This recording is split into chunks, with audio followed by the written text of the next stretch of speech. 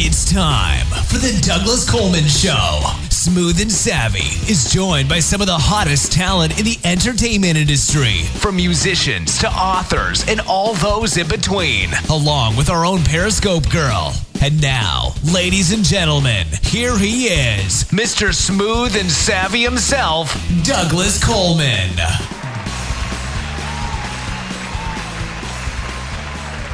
Hey, ho, ho, ho. Welcome to the Douglas Coleman Show. It's me, Douglas Coleman. How are you? We got a great show for you today. We have Clyde Riddlesbrood, who is an actor and owner of the Riddlesbrood Theater Company. He's going to be here in a few minutes and talk about his theater company. It's a very exciting thing that he's doing, so anxious to have him on. But first, we got a few announcements and things to talk about. Christmas is coming. Seems to be coming sooner every year. I don't know. They start putting out all the decorations now, it seems, right after Halloween. And maybe in a few more years, it'll be right after Labor Day and then right after 4th of July.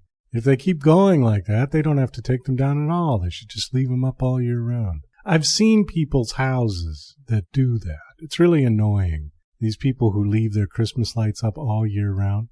But I kind of get the idea now. What's the point? You take them down, you put them up, you take them down, you put them up. You can just leave the things out there. Just don't turn them on until November 1st. But anyways, Santa Claus has blown me off for the past few years, and I couldn't figure out why, and then it dawned on me that I don't have a fireplace. If Santa is supposed to come down the chimney, he just looks at my house and just goes right past because there's no chimney. So I sent a letter to the North Pole. I asked Santa Claus, I said, please don't blow me off. I really need Christmas presents this year. You know, when you come to my house, I know we don't have a chimney, so just come in through the air conditioning vent, okay? Also, I wanted to mention that Dusty Cover had her premiere show last Thursday. Great success. We had a lot of great comments and compliments. I want to thank Dusty for all of her hard work. She really put a lot of effort into that show. And next week, her guest will be R.A. Johns, who is an author who has been on this show before in the Authors Showcase a few months back. She will be on Dusty's show. She's a very exciting author, and they got lots to talk about, books and things. Also, we here at the Douglas Coleman Show are doing a drawing to help promote the Dusty Cover Show, which DJC Productions, my production company, is producing. And the drawing is for a $20 Amazon gift card, and we're going to draw from the first 100 followers of the show on Spreaker. Go to Spreaker.com/user/Dusty Cover Show. Follow the show, and your name will show up in the followers list. Once we hit 100 followers, we will take those names and draw a name out of a bowl. We will announce the winner on this show and on Dusty Cover's show. You will have 24 hours to contact us and tell us that you were the one and that we mentioned your name. If we do not hear from you within 24 hours, we will draw again until we get somebody who is listening. So you got to pay attention. You've got to pay attention to my show and to Dusty's show and better your chances to win the $20 gift certificate from Amazon.com.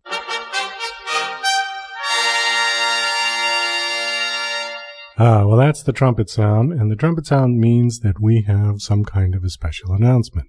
And we do. DJC Music, which is my music company, is pleased to announce that we have obtained special permission to represent the following song. The song is called Carrie Ann by a band called Acme Giants, written by songwriter Matt Roden. So if you're a movie producer, TV producer, or making a commercial or something, and you're interested in obtaining a sync license for this song, please contact me at douglas@douglascolemanmusic.com. It is a great song. It's very catchy. It's a very commercial sounding song, I think. And we're going to play it for you right now. This is Carrie Ann by Acme Giants.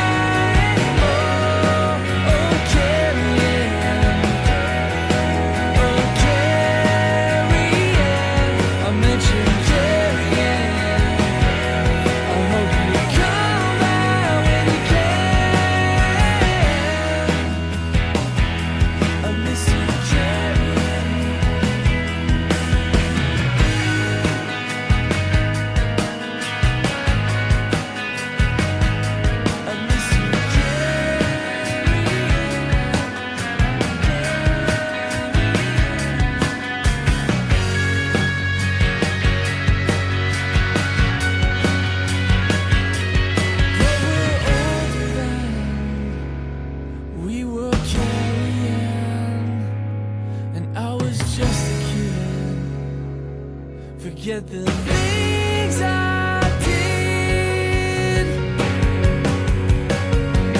Oh, my Carrie, I hope you come by when you can. Yeah, I miss your smile. I haven't seen you in a while. Oh, Carrie, oh, Carrie, I miss you, Carrie. I hope you come by when you can. I miss you, Carrie.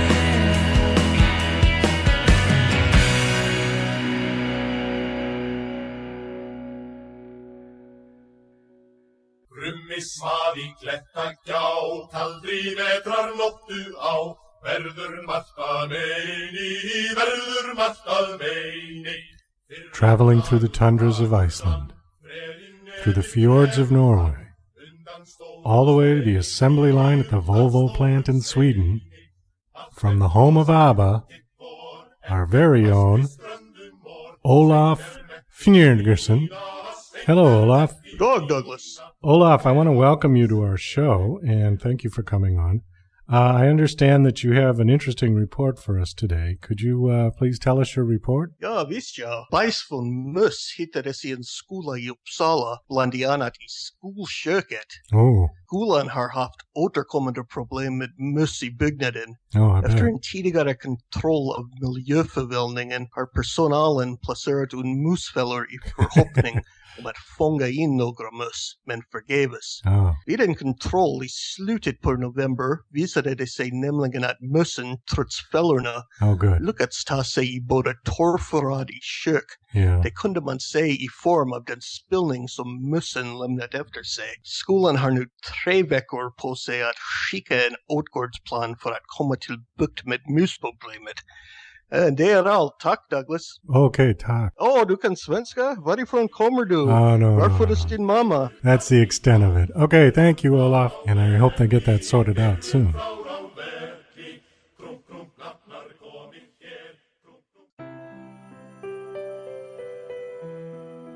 With Adventure Boundless, best-selling author Jane Yates follows up her acclaimed Paradox Child trilogy with Garden, a steampunk science fiction novel with fantasy overtones, enjoyable for all ages.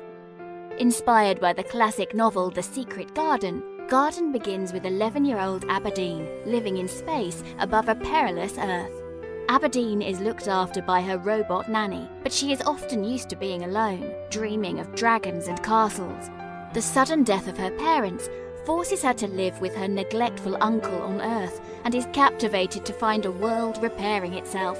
Fascinated by her new surroundings, Aberdeen makes new friends and explores the boarded-up house, only to discover a mysterious tunnel leading to wondrous things. Follow Aberdeen's journey of self-discovery, of trials and friendship.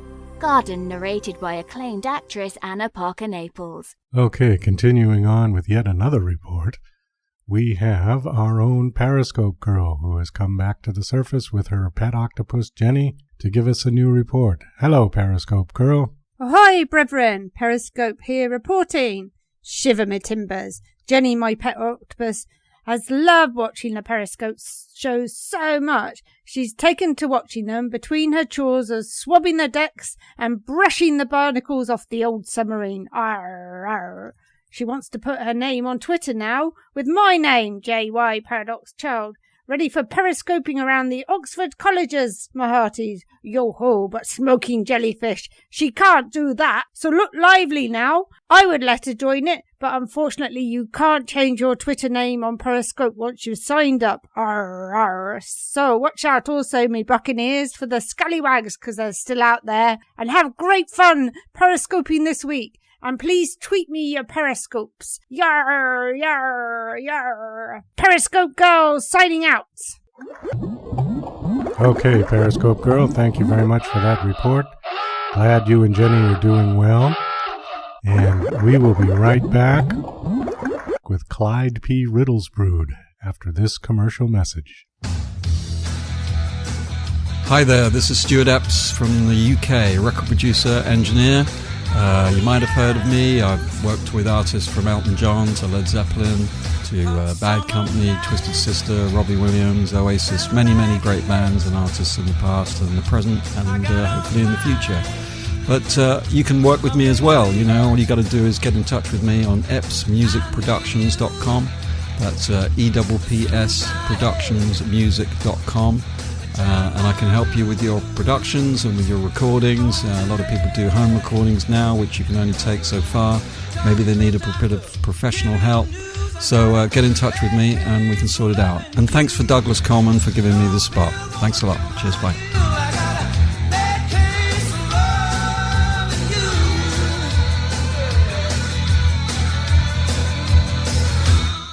And now... Hey, Rocky, watch me pull a rabbit out of my hat. See? Nothing up my sleeve. Presto! Wrong hat. Now here's something we hope you'll really like. Okay, with me now is Clyde P. Riddlesbrood. Clyde grew up in the entertainment industry and started his own theater company in the year 2000. He has been in over 5,000 shows in his lifetime. Currently, the Riddlesbrood Touring Theater Company is one of the most successful and vibrant theater companies in the New York, New Jersey area, performing more than 150 murder mysteries, dinner theater, and main stage productions per year at multiple locations. Please welcome Clyde P. Riddlesbrood. Hello, Clyde. How are you? Hello. Thank you very much for having me on today. Oh, it's my pleasure. My pleasure. Well, give us just a little bit of background on yourself. I know that this bio that I've got said that you grew up in the entertainment industry, actually working with your father. Tell us a little bit about that. Sure. Well, I grew up to two entertainment parents, you might say. My father was in a band called G's for many years as I grew up in the New Jersey area. And my mother also was in a top 40 band when I was younger, and also was very involved in the jazz scene in the Philadelphia area. So as I grew up, I was always finding myself at concerts and gigs and laying in the booths at the back of bars waiting for them to finish their set. I just grew up in that industry, and besides what they did with music, my parents also did a lot of theater. So I found myself conscripted as a child into many shows, and I just had a great time growing up in the industry. What kind of music? Your mother and father performed together as a duo? Actually, no. My mother and father got divorced when I was very young. But they met in the entertainment industry, and, they have a good relationship now, but no, they both worked at different bands and different theater companies over the years. Oh, I see. What kind of music was your father and mother doing? Well, I would say, they were more involved in the basic kind of like entertainment bar scene. So they would do top 40 stuff. So whatever was popular, what people wanted at weddings, what restaurant people wanted when, they're having general admission crowds in there dancing. So they did more things that were popular at the time. And, for a time, disco was popular. And I know my mother was very involved in that scene for a while. My mother particularly drifted more into the jazz kind of area as she got more into that. So right now she actually runs an organization called Jazz Bridge out of Philly, which helps older jazz musicians and people that are having financial difficulties make ends meet. So she's heavily involved not only in the music side, but also kind of like a political, social side of that. And my father then owned a dinner theater in Cape May, New Jersey called Elaine's Dinner Theater for many, many years. And later that passed out of the family around the mid-2000s, so we're not involved with them any longer. But for many, many years, I did a lot of shows with them, and my father wrote like 14 or 15 different, custom dinner theater shows that ran all through the late 80s, 90s, and early 2000s. Well, it was really interesting when I got your email and I read through your bio and what you did in the theater. And I must admit I was surprised because dinner theater to me seems like it was something of the past. I know that, back in the 40s and 50s, dinner clubs, supper clubs, whatever they called them, where they would have live performances and a full meal, kind of disappeared for a while. You know, I don't remember stuff like that in the 70s or the 80s when I grew up. But when I read that you were doing this, I was very interested in finding out more about it. You started this company in 2000, you said. Now, this is the company that you have, presumably from your website. You're a sort of a traveling show, right? You'll go from place to place and do your performances and productions to wherever they want to have you. Is that correct? Exactly. Most of the shows that we do, we travel around to different restaurants, banquet facilities, schools, colleges are very popular, and even theaters. So, you know, you're definitely correct when you say that dinner theater was certainly a much more popular, prevalent thing earlier. And then what started to kind of hurt the dinner theater market, and I think most people would agree with this, is that kind of the World War II generation started to get older and older, and they started to die off, and they were really the prime movers of groups that would come and see these dinner theaters. And there were particularly large venues around this area, like Three Little Bakers comes to mind. Lily Langtry's in Pennsylvania was very popular. But these were very large venues that sat, sometimes thousands of people. So what happened is, as the groups started to get smaller and smaller and the margins got smaller and smaller, they just couldn't support those large facilities any longer. So it did kind of hurt them. However, dinner theater on the smaller scale probably actually increased. And as one kind of faded away, the smaller things that we do, which are murder mysteries and dinner theater and game shows and interactive shows, lots of different types of products, the demand for that actually consequently increased because people still wanted to be entertained. It's just that the groups were, instead of 500 people, more like, 100 or 60 people. We do a lot of smaller shows where the people that are in the audience might only be somewhere between 50 and 250. That's very common. Okay, well, let's talk about your actually touring company then. I have your price list here and what you offer. You've got a basic package of $849. And then a standard package of $12.99 and a deluxe package of $24.99. Can you kind of briefly tell us the difference between the packages? Like if I was interested in booking something, tell me basically what I'm going to get for the three price ranges. Sure, certainly. Well, the first thing I would probably say is most of the folks that would be interested in hiring a service like this, and it is kind of a service similar to how you might want to hire a DJ.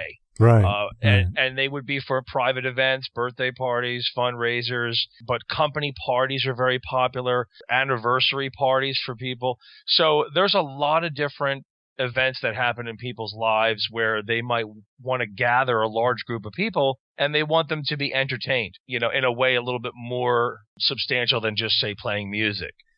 So those are often the calls that we get.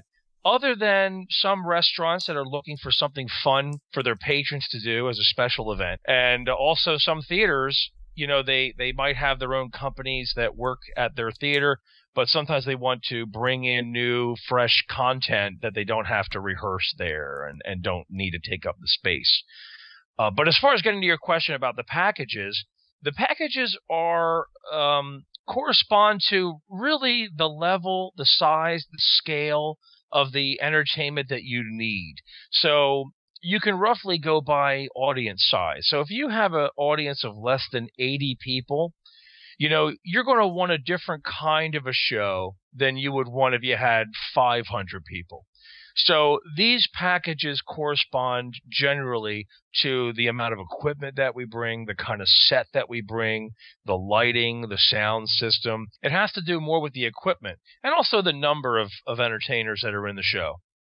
Okay, so typically one of your productions runs how long? Most of the shows run between an hour and 15 minutes and an hour and 30 minutes. That's about the sweet spot. Any longer, especially if you're doing it in conjunction with food, makes the evening too cumbersome, and any less is less than what they want. So an hour and 15 to an hour and 30 is about right. Okay, one of the things you said that I wanted to ask you about is that you said you do murder mysteries. You mentioned game show. Do you actually do interactive things with the audience?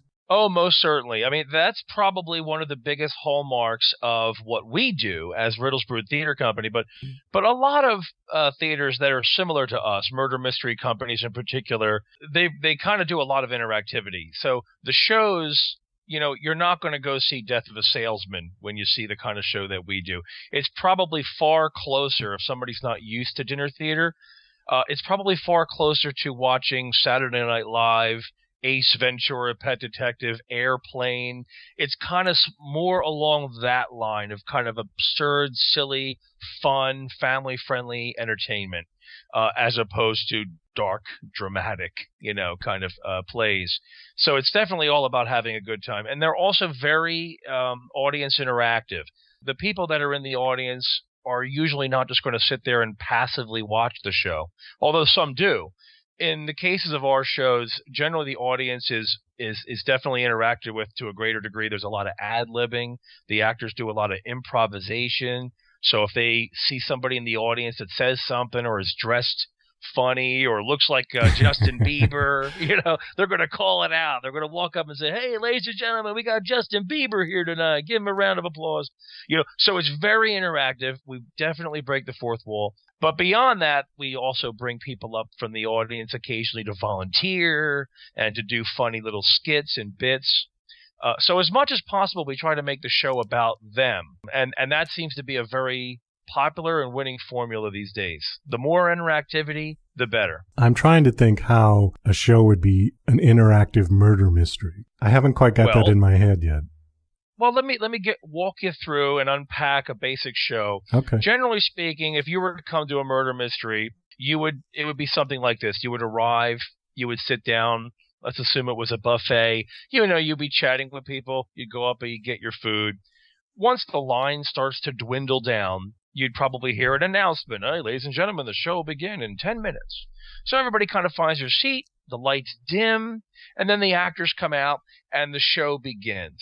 So in the context of a murder mystery show, it's really no different than a dinner theater show, generally speaking. The only real difference with a murder mystery is that you have the added gimmick of the audience is supposed to try to figure out who the killer was or who the thief was.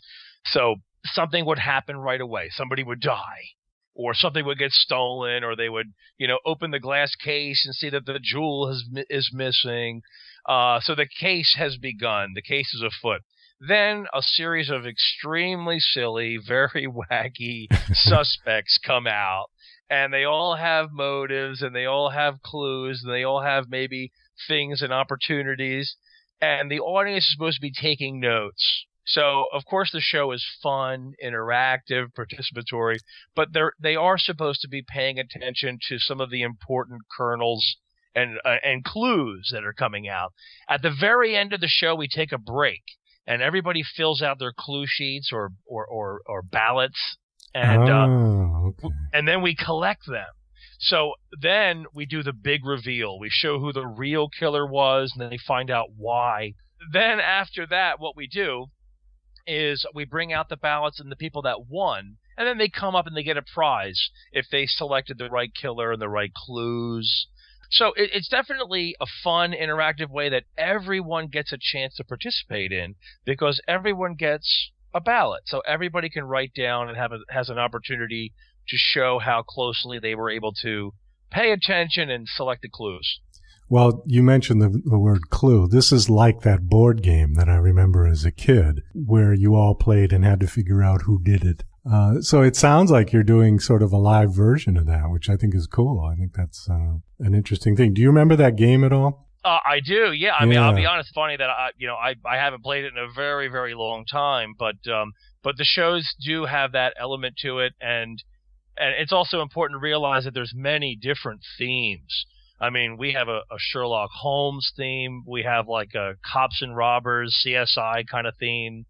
We have a magic Houdini theme. So we have a lot of different themes, and they're all murder mysteries. It just depends. We even have a Christmas and a Halloween theme, a Frankenstein theme. So we have a lot of different choices that you can decide depending on what kind of event you're putting together.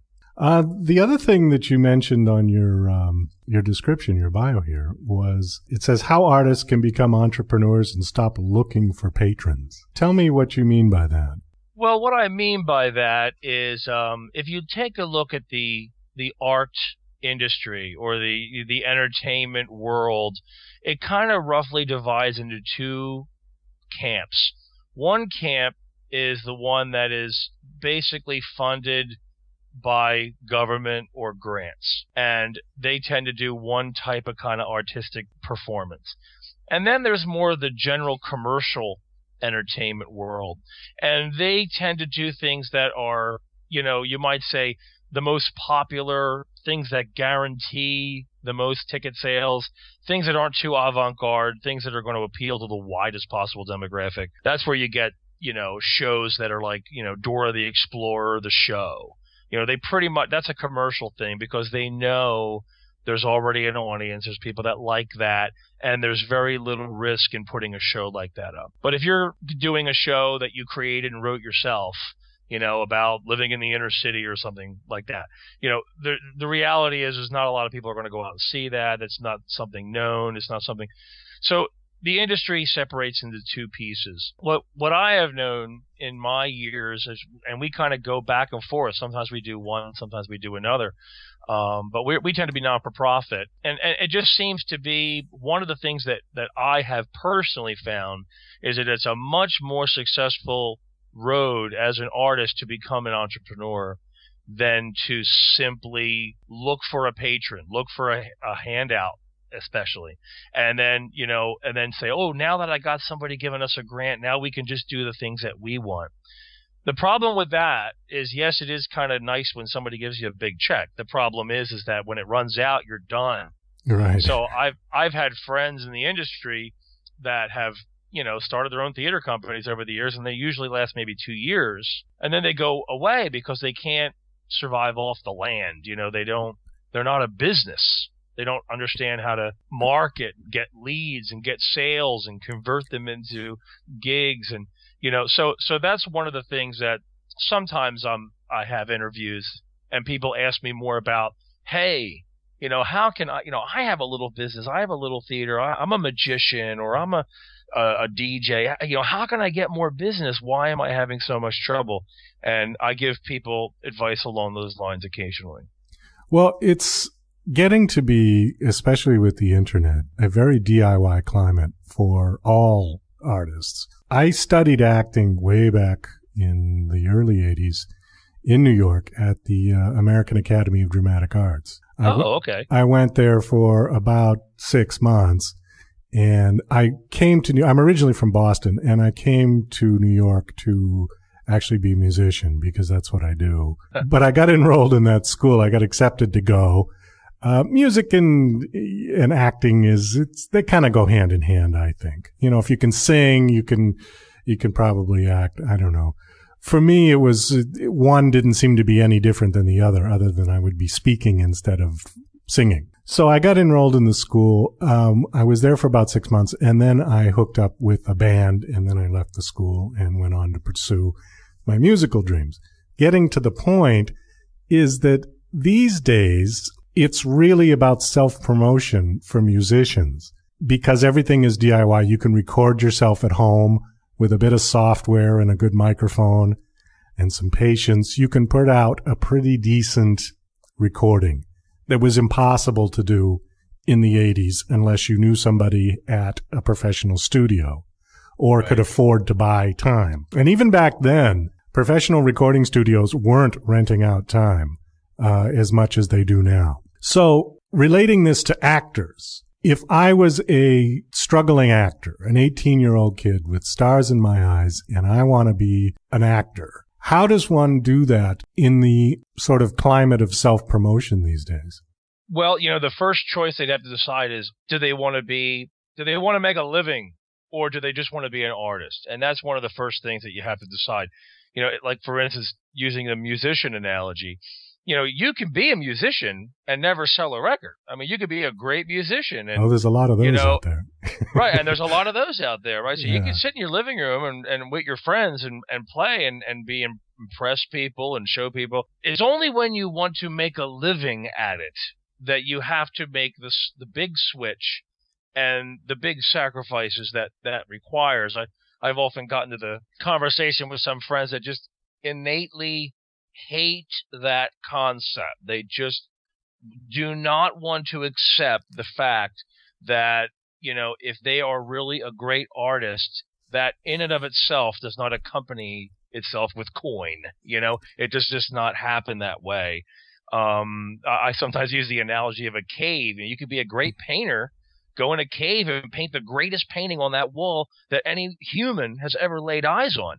But if you want to charge people to come in the cave to look at it, then you're a business, Right. So separate those two. If you decide that you want to make a living doing your art, then you right away have to realize that you need to have a demand.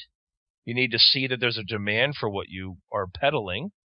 And then the next thing is, are you willing to create what others want? It might not necessarily be exactly what you want, but that's the thing. Are you willing to create something that others want, or take the time to try to build demand? Once you cross that bridge, then you're ready to start thinking about how you can start generating income from your artistic pursuits. I think in the musicians' terms, they called it selling yourself out, where the musicians that said, I refuse to do this. I refuse to change anything. I have to stay true to my art.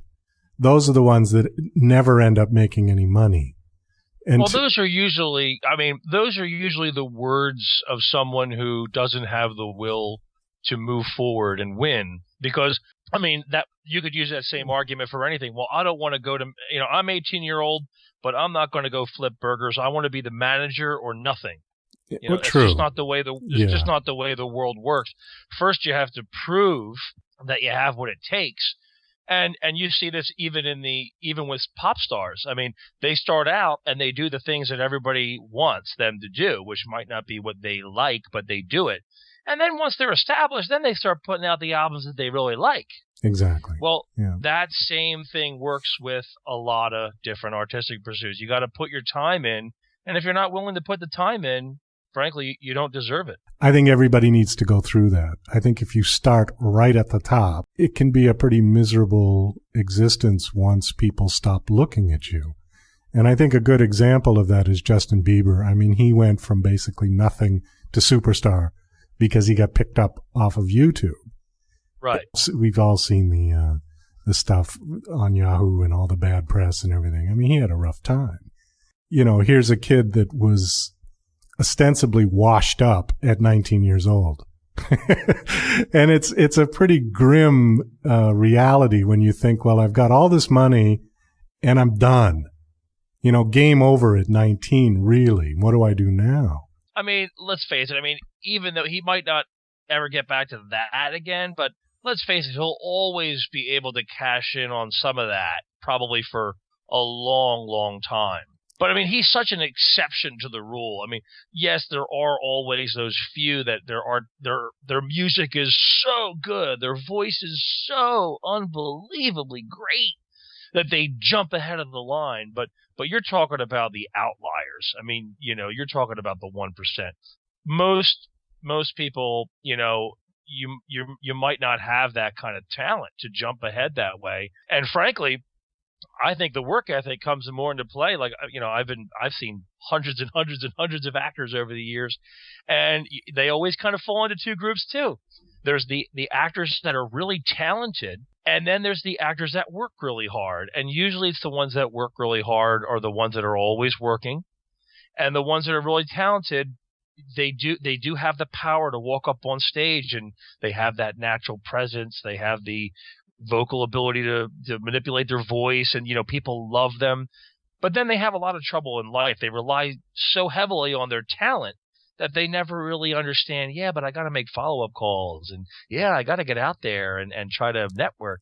They don't do the hard work, whereas the other ones may have a little less talent, but they're willing to constantly be out there pounding the pavement, looking for work, looking for gigs, networking, getting in shows, taking parts that they might not like or don't pay that well, but at least they're working. Those are the ones that succeed. Well, I have to agree with you. And I've seen that. I've seen that with people who just thought they could ride the magic carpet based on their talent or looks alone. I don't think it works like that. And I especially don't think it works like that now, where you've got so much competition with the internet. You know, there's just way too many people out there. The playing field has been leveled for everybody. I can put a CD out and have it on the same website as Paul McCartney or Elton John. Now, whether I'm selling as many as they are, probably not. But I'm right there. I'm right next to them. That wouldn't have happened, you know, before the internet. So, yeah, I think it's definitely as much and probably now more about the work. So if you take that idea, we'll go with the second bullet point on your thing. Is how entertainers can get more acting work in the industry. What do you recommend as a course of action for a startup actor? Well, I would say the first thing that I would say is actually the basics. I mean, you would be surprised how sometimes the stupidest things are the biggest reasons. I mean, like, show up to rehearsal, come to the audition, return phone calls, return an email. These are like really like lowest level things, but you'd be surprised that the things that people do. Like, I get this all the time where, you know, you'll get people that say they're going to come to the audition and then just don't show up. And then a week later, they email you, oh yeah, I think I'm interested in coming to the audition now. It's like, excuse me, you just proved that you have no sense of responsibility. This is funny. No, thank you. Right. But there's a lot of people that are like, and there's a lot of other folks that, you know, they come to, you know, you got to realize with performing arts, there's a lot of ego involved too. Oh, yeah. And there's a lot of social aspects. I mean, a lot of people don't want to become an actor maybe because they really think they're going to become a big star, but they do like to hang out with actors, and they look at it as a social thing. So those folks always have a little bit of a trouble because, you know, they might get into production and then leave if they don't think they get along with some people. So there's a lot of that. So I would say the first thing is decide, hey, I want to be an actor and I want to make a living at being an actor. You have to work hard, follow through, because it's a small world. I mean, there's been times where people have called me and said, hey, I got this guy. He came out, you know, what do you think? And I'll be honest. I'll say, you know what? Here's what he did to me. He left 2 weeks before opening night, you know, and said his grandmother died and he had to do this. I'll leave it up to you. You know, so it is a small world and people's names get around. So you have to be careful to not do those kind of really bad things, which happen so often. They just happen so often. I was laughing because I get a lot of submissions for the show. The ones that immediately get deleted are just, it's unbelievable to me. It's inconceivable to me to send a request to be on a radio show in the manner that some of these people do. I've gotten ones that just say, I want to be on your show, get back to me. Right. Yeah. And they don't even sign the email. You know, there's like some funny email address like qx2@yahoo.com. So you have no idea, you know, the name of the person even that you got this email from. Yeah. You know, and then I get stuff that's like, you know, dear Mr. Coleman, I saw your blah, blah, blah, blah, blah, and it's 4 paragraphs long. You know, great. But I think it's necessary. I think it's absolutely necessary, like you said. Well, if you're asking someone to do something for you, you have to at least show that you're willing to give them a little bit of respect, I guess, because and I get the same thing too in certain ways. Like, we'll have auditions, and and this is a funny story, so I'll just tell this real quick. You know, we'll put out an audition post. Hey, we're looking for people, and it's like a page of text, you know, because we know that people will constantly email and say, well, what about this? And what about this? So it's a system, you know, we put out this audition notice, and it says, this is the show, these are the dates, this is the pay, these are the parts we're looking for, yada, yada, yada. And you'll constantly get emails from people saying, well, what's the date of the shows? and we just ignore it. Yeah. I look at it as a filter. Because like if you must be replying to me because you saw that post, or you saw, but you didn't even read it. And it's like, and not only that, you get these constant questions of things that are there, but then when if they do it right, and you'd be surprised about this too, they send in their audition, their headshot resume, and it's like, okay, great, well, we're gonna set you up with a date, and then they call back and they say, I can't come to that date, I can come to this date, and you're like, okay, so you move them, and then they just don't show up, right? Or even if they do show up, they go, well, I didn't realize that you were doing the show, in Atlantic City. I live in New York, and I had to take the bus here. It's like, well, it said it. It said it in the notice, and it said it in my email again and again in big font. Yeah.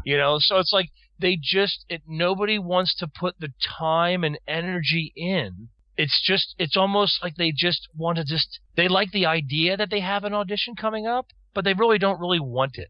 It's weird. That's a real good test for an actor, too, because if an actor can't even read an email without retaining what the email said, how's he going to do with his lines when he gets up on stage? Well, the thing is, it's not even like I'm not speaking about this from the terms of being a bureaucrat and wanting you will use blue ink only when you email. No, it's not like that. I mean, we do so many auditions and get so many responses that you do see trends and patterns. You say, well, boy, we always get a lot of people that constantly ask when the dates are again. So we particularly make the dates big and toward the front and stuff. So, it's, you can see after a while that people just don't, they get it and they just send their thing out. But, that's the kind of thing that is definitely annoying. And other people, though, like you said, they'll say, I'm definitely interested in coming to your audition. And, here's my headshot and resume. Great. We'll see you there. And then they show up. Those are the ones that right away are lifted to the top of the stack. Right. Because they're not they're not showing that they're a problem from the very first get-go. So that's why I would say, put the work in, pay attention to detail, just, take it seriously. When you show to rehearsal, show up with focus. Be ready to do your craft. I can't tell you how many times people show up and, they're on their phones, or they're just not really, their head's not in the game. And they look and act frustrated when you actually ask them to do their lines. So people like that, they're not going to win. And they're not the people that you call back. I hope that answers some questions. Well, I think people should heed to that advice if they have any interest in being in the performing arts. Because I hear it from, music producers. I hear it from anybody who's in a position of hiring or a position of looking for talent. Whatever they do, I get the same stories, just like that, exactly like that. And what's even funnier is layer on top of this, I realize that we're in a creative business, and I realize that talented people, are left-brained, and we're all a little bit wacky. Well, we're taking that into account. So this is on top of that. So we're already expecting that the people that are not going to be your average people, they're going to be a little unusual in one way. If they weren't, they probably wouldn't be talented. Right.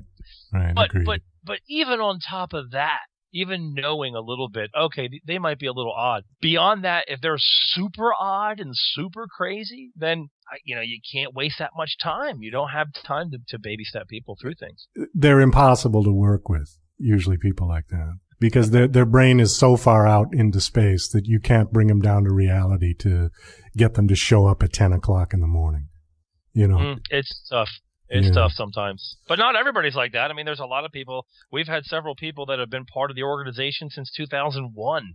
We have several actors that have been around for an extremely long time. But the ones that stay around are the ones that understand that they have to be a little bit, they have to manage their time properly. They have to manage themselves. They can't be, they can't show up for a show and why do you got 5 o'clock shadow? I can't tell you about personal grooming. You need to know these basic human things. Yeah, I think sometimes people, performing artists, forget that once curtain is up. It's a job as much as it is to flip burgers or to work in an office or to do.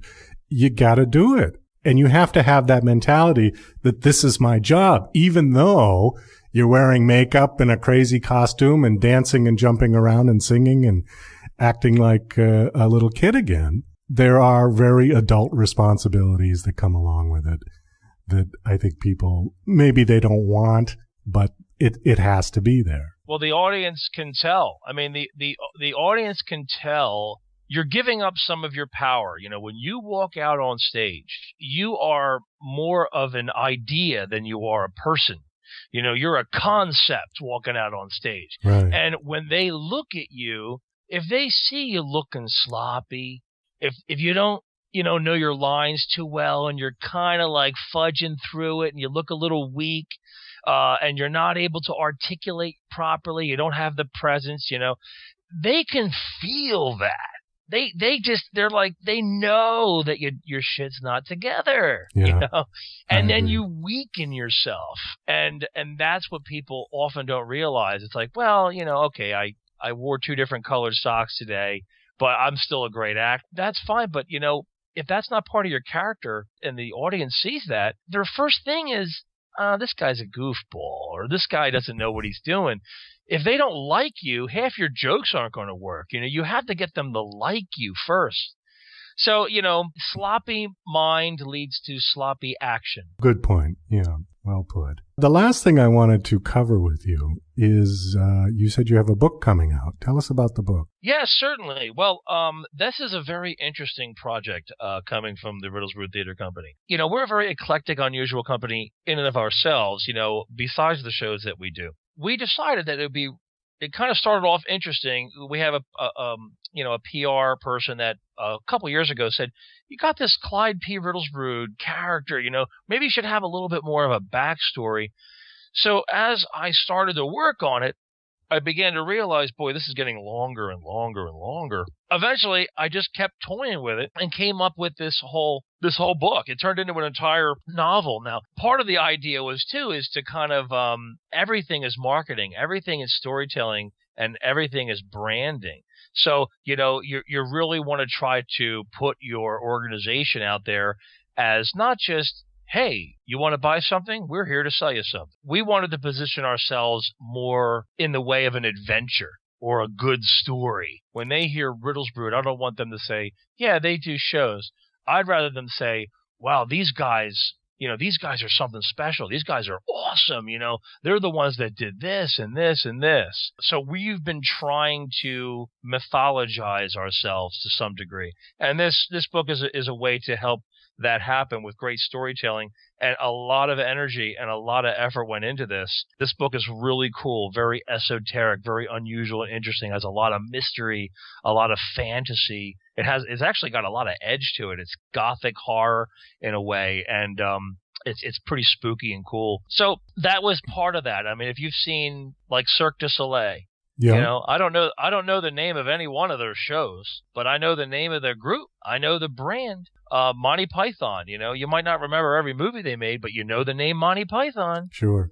Yeah. So what do you think it's better to be? A theater company that did Music Man last week? Well, yeah, okay, people are going to know the Music Man, but they're not going to remember ABC Theater Company. So the way to really get ahead is for them to not remember the show, but remember you. And that's what we've been pushing. That's what we've been working on. So the book is as much of a PR thing for the Riddlesbrood Theater Company. Since we're engaging in a discussion about how to make money and how to do your craft and make a living at it, I will describe it in those terms. That being said, if you had never heard of the theater company and you found this book, you wouldn't see that. It wouldn't come across that way. You would just say, wow, what is this? And you'd read it and it'd be like a really awesome story, a really cool story about a theater company that just so happens to be real, Oh, So, okay. Right, so I just kind of think of it like this. Imagine if you owned an antique shop and, you're looking for a way to get business. You write the Harry Potter books. All of them take place around this antique shop, Bob's Antiques. Yeah. Well, it's way overkill. I mean, that's like ridiculous overkill as a PR stunt for, an antique shop. Yeah. But what does it do? If it caught on, this antique shop would be the greatest place in the world, right? Because read this book. Everybody in the world has now heard of Bob's Antique Shop because of that. And that's, I think, where the world is now. You don't have to be good at what you do. You don't have to just be better than the guy running next to you. You have to be so good. You have to be so great. Otherwise, you're just not going to make it out of the pack. We bit the bullet and said we're going to do what's required to get there. Listen, we've got to cut this thing off, unfortunately. But it's been a pleasure. Please tell us when the book is coming out and where people can get it, where people can buy it. Certainly. The book is called The Greatest Brochure in the World. So that'll give you some hint to its oddness. It's coming out December 1st. It will be available on CreateSpace and also Amazon. I'm not sure the URL right now, but if you go to riddlesbrood.com, you will take a look at that. It's Riddles, like the Riddler, but plural, and then brood as in children. Riddlesbrood, one word. Go there, and you can find the link to the book. And then you can find all the ways to get it. You'll see snapshots and pictures, some things about it. Very interesting, very cool to read, especially if you're involved in the arts. Or anybody could also just give us a call. On our website, you'll see that number, but it's 609-377-9125. We're located in New Jersey. Just give us a call, and we'll send you out a copy. All right. Sounds great. Well, Clyde, thank you very much for being on the show. This was a lot of fun. Thanks a lot. Have a great day, sir. Well, that's about all the time we've got for the show today. I want to thank my special guest, Clyde Riddlesbrood, for coming on the show. Thank you, Clyde. This is Douglas Coleman saying goodbye. To the mile, you've got to run, not walk. To give a sermon, you've got to preach, not talk. To reach the mountain, you've got to climb, not dream.